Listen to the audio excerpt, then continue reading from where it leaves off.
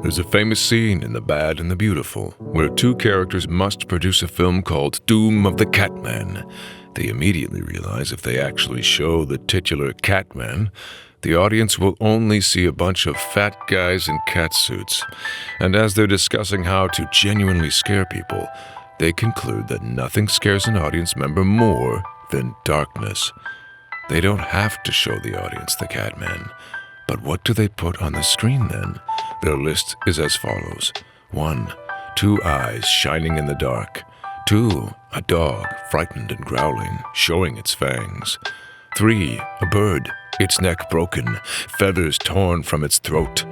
A little girl screaming, claw marks down her cheeks. Needless to say, their film is a hit. Great horror is built around suggestion, especially in a CG-laden filmmaking landscape.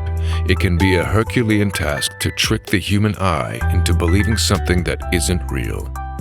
Rather than inflicting a CG monstrosity or a potentially overacting slasher on your audience, it's often a safe bet to pull back and let your audience become the victim of their own imagination.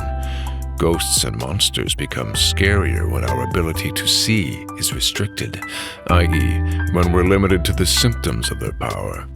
Even a human killer becomes scarier when some part of them is hidden, as is evidenced by the enduring box office power of characters like Michael Myers and Jason Voorhees. One strong example I can turn to is the great Jack Turner's Night of the Demon. Due to executive meddling, Turner was occasionally forced to show his titular demon, the weakest point of an otherwise stellar film. What truly makes his film great is the wind in the trees, the suggestive shadows, the pointed absence of music at points, and the terrified expressions of the actors. Even gore-fests like The Evil Dead lean on the power of suggestion. When the main characters arrive at a cabin in the woods, they find a swinging porch bench seemingly moving on its own power that stops on its own power. The power of suggestion can affect the audience by proxy, from in-narrative as well. For example, one scene in TheInnkeepers shows main character Claire trying to summon a ghost with her friend.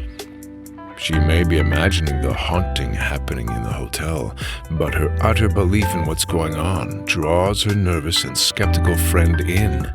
When she looks behind him and mentions she sees a ghost coming, he bolts away from her. In TheInnocents, Miss Giddens is able to draw Mrs. Gross, already susceptible from trauma, into her possible delusions as a confidant. And as she's drawn into Miss Giddens' tactics, the audience is drawn with her. Always keep the principle of suggestion in mind.